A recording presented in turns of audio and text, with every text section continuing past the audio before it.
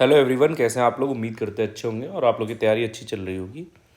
इस वीडियो में हम लोग डिस्कस करेंगे जो ग्रुप डी का आपने अभी फॉर्म भरा है, ठीक है, उसकी तैयारी कैसे करें। क्योंकि बहुत सारे लोग ऐसे होंगे जो 4-5 साल से तैयारी कर रहे होंगे, उनका सिलेक्शन नहीं हो रहा होगा और वो अपनी तरफ से पूरी मेहनत कर रहे होंगे, लेकिन उनको ये भी नहीं समझ में आ रहा होगा कि कमी कहाँ पे हो रही है, ठीक है।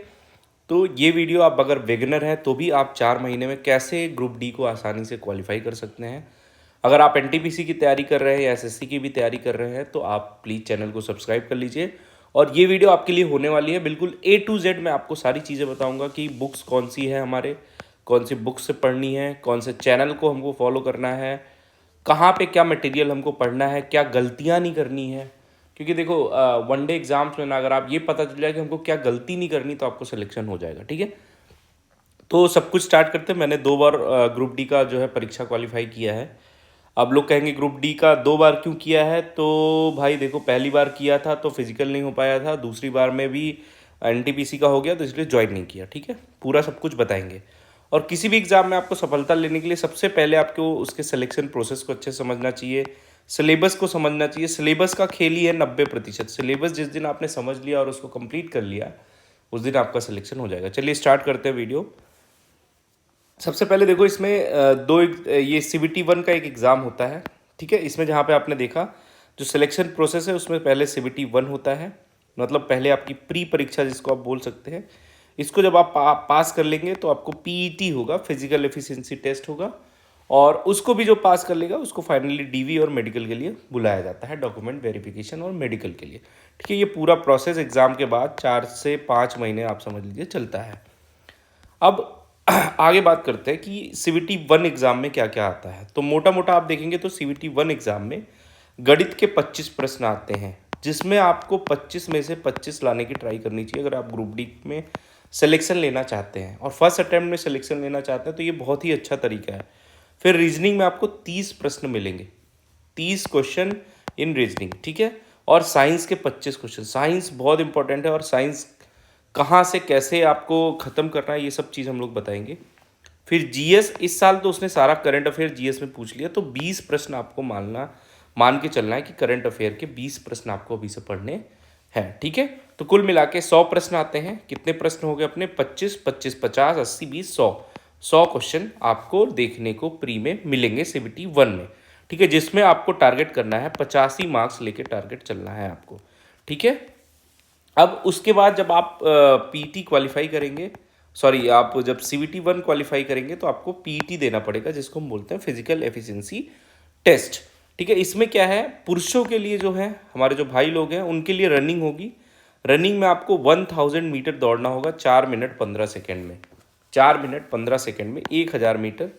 और फिर 100 मीटर 35 किलोग्राम का वेट लेके 2 मिनट में आपको पैदल चलना या दौड़ना, जो भी आप समझ लीजिए, इसमें कंप्लीट करना होगा। वहीं पे अगर फीमेल के लिए, महिलाओं के लिए देखें तो 100 मीटर की जो रनिंग होगी आपकी, ठीक है, यहाँ पे देखिए उल्टा मैंने लिख दिया है। 100 मीटर की जो रनिंग प्लस 20 किलोग्राम के साथ, वो आपको 2 मिनट में कंप्लीट करनी होगी। 100 मीटर 20 किलोग्राम वजन के साथ।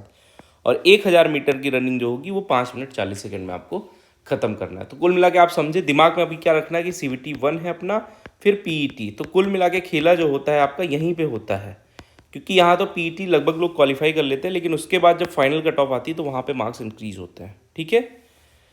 अब जरा डिटेल में समझते हैं कि मैथ्स का क्या है, कैसे क्वेश्चंस आते हैं, कहाँ से कौन से चैप्टर से क्वेश्चन आते हैं, ठीक है। तो 25 प्रश्न हैं। अभी 25 में से आपको 25 का टारगेट करना है, ये आपको समझना है। सबसे ज़्यादा जो इंपॉर्टेंट टॉपिक है वो है नंबर सिस्टम। कौन सा टॉपिक है? Number system. संख्या प्रणाली से हर साल 2 से 3 प्रश्न आते हैं। कितने प्रश्न आते हैं? 2 से 3 प्रश्न। तो उसके बाद बॉड मास सिंप्लीफिकेशन, सरलीकरण से 1 से 2 प्रश्न आते हैं। परसेंटेज से 2 से 3 प्रश्न आते हैं। लाभ हानि और छूट से भी 2 से 3 प्रश्न आते हैं। समय कार्य और नल और टंकी से भी 3 से 4 प्रश्न आते हैं। अनुपात और समानुपात से 2 से 3 प्रश्न। समय और गति से 2 से 3 प्रश्न। LCM SCF से 1 से 2 प्रश्न आते हैं। उसी हिसाब से आप देखेंगे क्षेत्रमिति से भी 2 से 3 प्रश्न आते हैं। एज वाले सवाल 2 से 3 प्रश्न। कुल मिला के आपको 25 सवाल करने होते हैं, 25 क्वेश्चंस आते हैं, ठीक है। तो ये एक इंपॉर्टेंट चीज़ है, इसको आप निकाल के सिलेबस निकाल के चिपका लीजिएगा अपने, ठीक है, अपने जहाँ भी पढ़ते हैं वहाँ पे। और अगर आप ग्रुप डी की ही तैयारी कर रहे हैं तो ये चीज़ आपके पास ज़रूर होना चाहिए, ठीक है। तो आप देखेंगे इसमें कि ज़्यादातर चीज़ें आपको करना क्या है कि इसमें ज़्यादातर अरिथमेटिक वाला पोर्शन आपका कवर हो रहा है। मतलब एडवांस मैथ में अगर आप देखेंगे क्षेत्रमति के छोटे मोटे क्वेश्चंस आते हैं इसमें एरिया से रिलेटेड। तो कैसे ख़त्म करें, 4 महीने का आपको टारगेट लेके चलना है। कम से कम डेली आपको 2.5 घंटे पढ़ने, अगर आप बिगिनर हो कभी नहीं पढ़े हो तो आपको 2.5 घंटे पढ़ने हैं, ठीक है।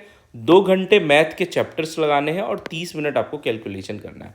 अब इस 30 मिनट को आपको डिवाइड कर सकते हैं कि 20 मिनट मैं कैलकुलेशन करूंगा और 10 मिनट जो पहले पढ़ा है उसको रिवाइज करूंगा। अगर सिलेक्शन लेना है तो यही करना पड़ेगा आपको।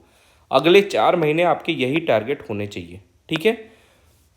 अब चलो ये बात हो गई करना कहाँ से है। तो करने के लिए देखो मैं आपको बता देता हूँ, कोई आप एक कोचिंग ले लो, ठीक है। जो भी आपको समझ में आए वो कोचिंग ले लो, वहाँ से अपने सिलेबस के हिसाब, हो सके तो रिकॉर्डेड बैच भी ले सकते हो। अगर आप पहले से पढ़ चुके हो तो कहीं कोचिंग लेने की ज़रूरत नहीं है, उसके लिए आपको कहीं से भी कोचिंग लेने की ज़रूरत नहीं है। मैं टारगेट ग्रुप लाऊंगा अगर आप कहेंगे तो, और उसमें मैं आपको लिंक प्रोवाइड करूंगा हर एक चैप्टर्स की वीडियो की। तो आप या तो कोचिंग ले लो और वो जो टाइमली 4 महीने में आपका सिलेबस ख़त्म करते विथ रिवीजन के साथ। नहीं तो बहुत सारे टीचर्स हैं, जैसे गगन सर हैं, गगन प्रताप सर, ठीक है। उसके बाद आपको बहुत सारे टीचर्स हैं, जैसे आपके आदित्य रंजन सर हैं, और भी छोटे मोटे टीचर्स हैं। सब देखो इसमें कोई बहुत बड़ा तीर मारने वाली बात नहीं होती है, बस आपके जो ग्रुप डी के क्वेश्चंस कराएं ऐसे टीचर्स को पकड़ो। साहिल सर हैं वो भी पकड़ सकते हो, शुभम जैन सर है, तो कोई भी एक टीचर्स को पकड़ो जो आपको समझ में आए और उनसे आप पूरा सिलेबस खत्म करो। ज़्यादा कंपैरिजन नहीं कर रहे हैं अपने आप को, ठीक है। तो ये आपको मैथ्स में करना है, ठीक है।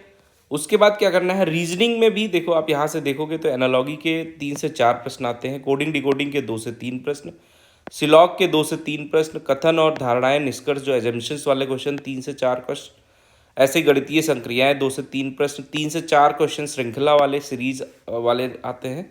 तो ये रीजनिंग में भी आपको सेम काम करना है। प्रतिदिन 1.5 घंटे कम से कम आपको पढ़ना है। 1 घंटा आप पढ़िए चैप्टर और 30 मिनट आपको प्रीवियस ईयर पढ़ना है। प्रीवियस ईयर या आप सेक्शनल लगा सकते हैं, ठीक है। ये चीज़ें आपको करनी है और एक सेपरेट कॉपी बनाना है जिसमें आपको नई कोई भी चीज़ मिले उसको नोट करते जाना। और एक मैथ में भी समझिएगा, अगर आप नोट्स बना रहे हैं तो एक हर चैप्टर के बाद 3 से 4 ब्लैंक पेज आपको छोड़ना है, ठीक है। तो ये हो गया आपका रीजनिंग का। इसमें पढ़ना, आप कहाँ से पढ़ना है इसके लिए भी आप कोई कोचिंग खरीद सकते हैं ऑनलाइन जो आपका टाइमली सिलेबस ख़त्म करे, या अगर आप कहेंगे तो मैं टारगेट बैच लेके आऊँगा जिसमें मैं आपके हर चैप्टर के जो है वीडियो के लिंक प्रोवाइड करूँगा, ठीक है। तो ये चीज़ आप कर सकते हैं। अगला, कोई बुक वुक लेने की ज़रूरत नहीं है। फिर उसके बाद MCQ देंगे या फिर आप मॉक देंगे, प्रीवियस ईयर देंगे, वहाँ से सारी चीज़ें आपकी ख़त्म हो जाएंगी। अब खेला होता है भाई साइंस में। साइंस में क्या है, फिजिक्स केमिस्ट्री बायोलॉजी। और इसमें देखो यहाँ पे आपके क्या हो गए कि मैथ में आपने 25 में 25 टारगेट किया, मान लीजिए आपके 22 से 23 मार्क्स आ गए। रीजनिंग में 30 में 30 टारगेट किया, लेकिन मान लो आपके आ गए 25 से 27 मार्क्स, ठीक है। तो हम मिनिमम साइड लेके चलते हैं, तो आपके 47 मार्क्स यहाँ से बन जाने चाहिए इतने में से, ठीक है। मिनिमम की तरफ हम बात कर रहे हैं। इसमें 3 सब्जेक्ट आते हैं, फिजिक्स केमिस्ट्री और बायोलॉजी, जिसको लाइफ साइंस बोलते हैं। इसमें भी आपको 25 में 20 तक तो टारगेट करना ही चाहिए। वैसे तो 25 करना चाहिए, लेकिन 20 मार्क्स तो आपके आने ही चाहिए, ठीक है। भौतिक विज्ञान में देखेंगे तो यूनिट एंड मेजरमेंट से खूब सारे सवाल आते हैं, इकाई और माप से। Force and laws of motion से भी सवाल आते हैं। ये पूरे चैप्टर्स मैं आपको फ्री में कराऊंगा विथ प्रीवियस ईयर क्वेश्चंस, तो इसके लिए आपको परेशान होने की ज़रूरत नहीं है, ठीक है। केमिस्ट्री में देखेंगे तो मैटर, नेचर एंड बिहेवियर, परमाणु अणु, ये सब चैप्टर विथ डिटेल को जो हमसे पढ़े उनको पता होंगे कि हम कैसे पढ़ाते हैं, और बिल्कुल प्रीवियस ईयर एग्जाम ओरिएंटेड लेके चलते हैं। फालतू की बातें कुछ नहीं होती, ये सारी चीज़ें मैं आपको बताऊंगा। उसी हिसाब से बायोलॉजी, जीव विज्ञान, जीवों का वर्गीकरण, कोशिका विज्ञान, मानव शरीर, ये सारी चीज़ें भी इसमें आती हैं। NCERT से भी क्वेश्चंस आते हैं, उसके प्रैक्टिकल्स भी आते हैं, तो वो सब हम आपको कराएंगे।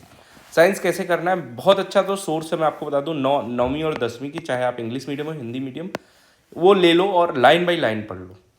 1.5 घंटा कम से कम डेली देना पड़ेगा। और लाइन बाय लाइन उसमें जो येलो वाले सेक्शंस में होते हैं उनको अच्छे से पढ़ के उनके नोट्स बना लो। आपका काम साइंस में हो जाएगा। उसके साथ PYQ करोगे और MCQ लगाएंगे या मॉक टेस्ट देंगे, तो आपका काम जो है यहीं से ख़त्म हो जाएगा, ठीक है। तो ये साइंस के लिए रहा। अब करेंट अफेयर 20 मार्क्स के ये भी आते हैं। इसमें हर देखो इस साल क्या है कि सिर्फ जो है करंट अफेयर्स पूछे गए पिछले साल के, जो मतलब जो एग्ज़ाम्स आए हैं हुए हैं, तो आपको करंट अफेयर डेली कम से कम 1 घंटा तो पढ़ना ही है ग्रुप डी के लिए, ठीक है। ज़्यादा डीप में नहीं पढ़ना, लेकिन 1 घंटे करंट अफेयर आपको डेली पढ़ने हैं। और हो सके तो मंथली, जब मंथ कंप्लीट हो तो उसका मंथली भी एक बार सार आपको देखना है, समरी और क्वेश्चंस लगाने। उसके बाद आप हिस्ट्री में देखना चाहें तो 2 से 3 प्रश्न आते थे, इस बार नहीं आ रहे हैं। इसका डिटेल सिलेबस मैं टेलीग्राम पे भेज दूंगा, जहाँ से आप देख सकते हैं, ठीक है। अब जो मैं बात कर रहा था टारगेट ग्रुप के, अगर आप लोग रेडी हैं और इस वीडियो में कम से कम 100 कमेंट्स आते हैं जिसमें आप टारगेट ग्रुप चाहते हैं, जिसमें मैं डेली टारगेट आपको भेजूंगा with video link, her chapter का, कौन सा चैप्टर कितने दिन में ख़त्म करना है, 4 महीने में टारगेट कैसे ख़त्म करना है, रिवीजन कैसे करना है, उसके बाद क्विजेज भी भेजूंगा और प्रॉब्लम सॉल्विंग भी रहेगा, वो सारी चीज़ें। तो आप जो है कमेंट करेंगे तो मैं टारगेट ग्रुप ले आऊँगा। बाकी पढ़ते रहिए, कोई भी प्रॉब्लम होती है तो आप मुझसे इंस्टा पे पूछ सकते हैं, टेलीग्राम से जुड़ जाइए, लिंक डिस्क्रिप्शन में मिल जाएगा, ठीक है। पढ़ते रहिए, ऑल द बेस्ट।